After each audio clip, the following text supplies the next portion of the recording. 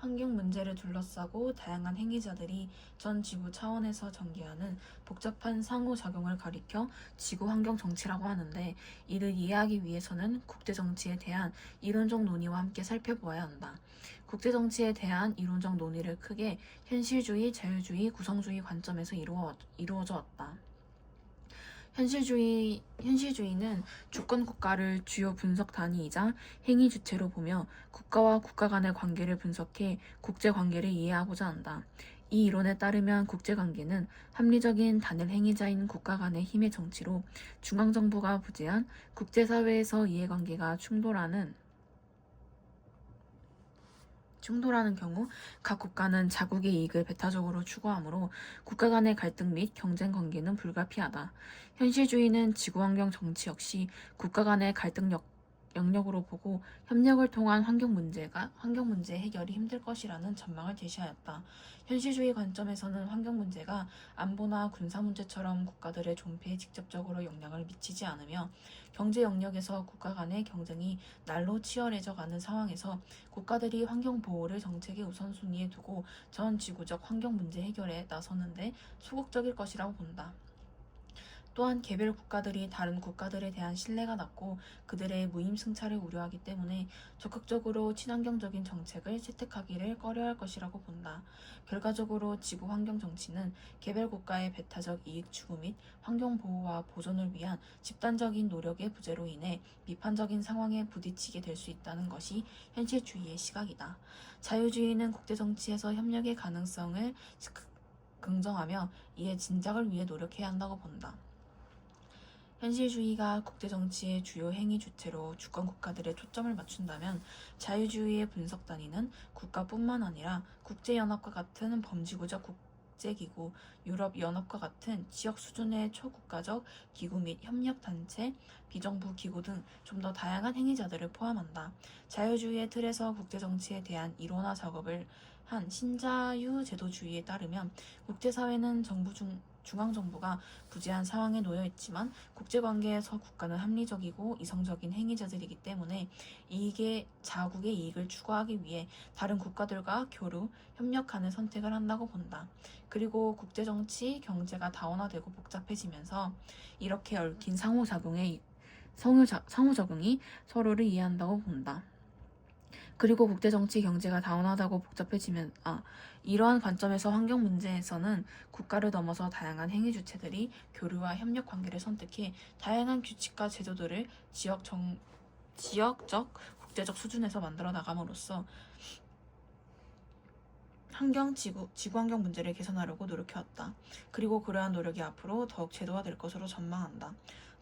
또한 지구환경 문제들이 서로 복잡하고 해결 방안의 도출을 위해 전문적이고 과학적 지식을 요구하는 특징 때문에 국가 단위에서 뿐만 아니라 비정부 기구, 전문가들의 네트워크 조직, 다국적 기업 등의 다양한 행위자들도 점차 중요한 역할을 할 것이라고 본다. 구성주의는 국제관계에서 행위의 결과나 그 행위가 가지는 의미는 국제사회를 구성하는 다양한 행위 주체 간의 상호작용에 의해 사회적으로 구성됨에 결정된다 본다. 국가들이 추구하는 바가 국가 간의 상호작용 의 방식에 따라 경쟁적 관계에 놓이거나 협력적 관계에 놓인다는 것이다. 구성주의적 시각에서 볼 때 국가들은 환경 문제에 대한 고정된 이해관계나 시각을 가진다기보다는 국제사회 속에서 다른 국가를 비롯해 비정부 기구, 전문가 집단, 기업 등 다른 행위 주체들과의 상호작용을 통해 새로운 가치, 시각이나 이해 관계를 발달시킬 수 있다. 특히 행위 주체들이 지구 환경 문제에 서로를 적이 아닌 대화할 수 있는 상대로 인식하면 할수록, 또한 이들이 환경 문제에 대한 공통의 이해관계를 갖게 될 때 지구환경 정치에서 중앙정부가 부재한 상태와 그로 인한 한계를 극복하고 문제 해결의 발판을 마련할 수 있다. 한편 구성주의는 지구환경 정치에서 가장 중요한 행위 주체인 국가들의 이해관계와 관념이 현재와 같이 주권 국가의 영토와 국경에 기반돼 있는 한 주권의 경계를 넘어선 다양한 지역적이고 전 지구적인 환경 문제 해결에 장애가 되므로 민족, 국가 영토에 대한 재개념화와 이기적이며 배타적인 국가 중심적 사고로부터의 탈피가 필요하다고 주장한다. 현실주의, 자유주의, 구성주의는 지구환경 정치라는 복잡한 현상을 이해하고 분석할 수 있도록 도와주는 이론적 틀의 기능을 한다. 이들은 지구환경 정치의 본질을 다양하게 해석하고 지구환경 정치에서 여러 행위 주체 간의 관계를 다양한 시각으로 바라보며 그러한 이해를 바탕으로 지구환경 정치의 미래를 각기 다르게 예측한다. 특허법에서는 발명을 한 자 또는 그 승계인에게 독점적, 배타적 권리인 특허권을 주고 특허권의 대가로 해당 기술을 공개하도록 하고 있다. 특허 출원한 날부터 1년 6개월이 되는 날에 출원 내용은 대중에 공개되어 누구든지 특허 정보 검색 서비스에 접속하여 특허 출원된 기술 내용을 열람할 수 있다. 그리고 누구든지 열람한 기술 내용을 개량하여 발명을 할 수 있고 개량된 발명에 대해 특허권을 취득할 수 있다. 그런데 발명을 한 모든 사람에게 특허권이 주어지는 건 아니다. 특허권은 이전의 발명에 비해 새롭고 기술적인 면에서 발전이 있는 발명을 대상으로 하며 특허 신청, 즉 특허 출원을 한 뒤 특허 등록이 완료되었을 때 주어진다. 특허 출원은 발명자와 발명에 대한 권리를 승계받은 사람이 할 수 있으며 특허 출원의 대상에는 물건의 발명뿐만 아니라 영업 방식과 같은 방법의 발명까지 포함된다. 특허청이 특허 출원에 대한 특정을 통해 특허를 등록하면 특허 출원자는 특허를 받은 발명을 독점적으로 이용할 수 있는 권한을 갖게 된다. 이때 이용은 산업적 또는 상업적으로 이용할 수 있는 것만으로 한정되는데 이러한 이용을 실시라고 표현한다. 특허권자는 실시에 대한 권한을 양도할 수도 있는데 특허권자가 실시간에 특정인에게만 양도하면 이는 독점적 실시권의 양도이며 독점적 권한을 배제하고 여러 세계 실시권을 양도하면 통상적 실시권의 양도이다. 독점적 실시권이든 통상적 실시권이든 실시권을 양도한 특허권자는 실시권 양도의 대가로 소정의 사용료를 받을 수 있는데 이것을 실시효라고 한다. 특허권에 대한 정당한 권한이 없는 자가 타인이 특허권을 가진 발명을 실시하는 것을 특허권 침해라고 한다.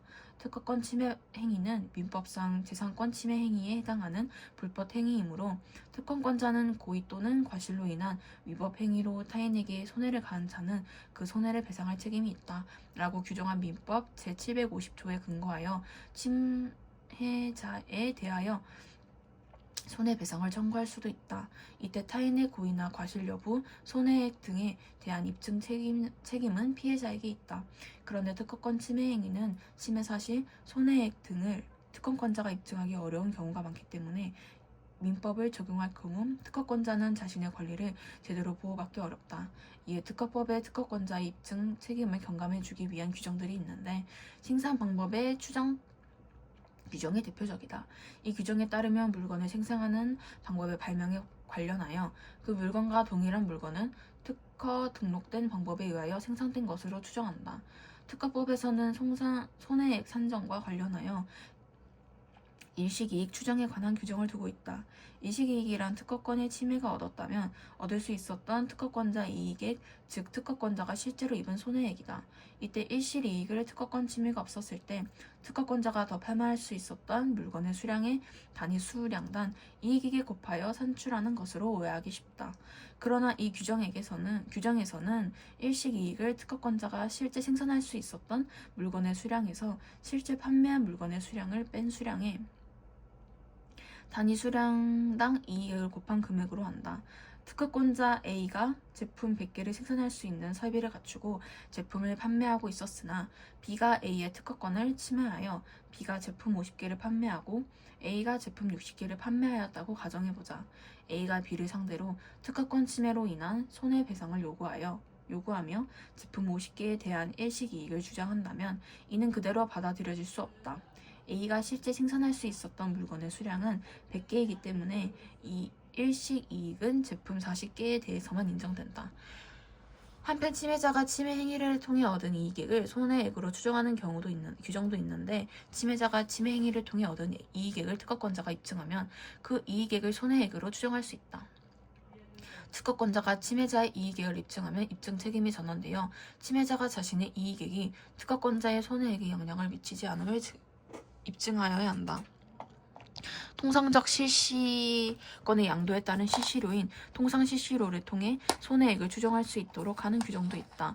이 규정에 따르면 특허권자가 실제로 입은 손해, 즉 일식이익과 관계없이 특허권 침해에 대한 최소 배상액은 특허를 사용하기 위해 지불해야 하는 통상실시료로 정한다.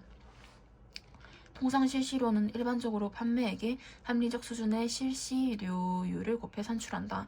특허법은 특허권자의 권리를 보장하는 데 기여하지만 특허법에서 보호 대상으로 삼는 것이 유형의 발명품이 아니라 무형의 지적 창작인 발명이기 때문에 특허권 침해에 대한 손해배상에서 손해액을 산정하고 입증하는 것은 매우 어렵다.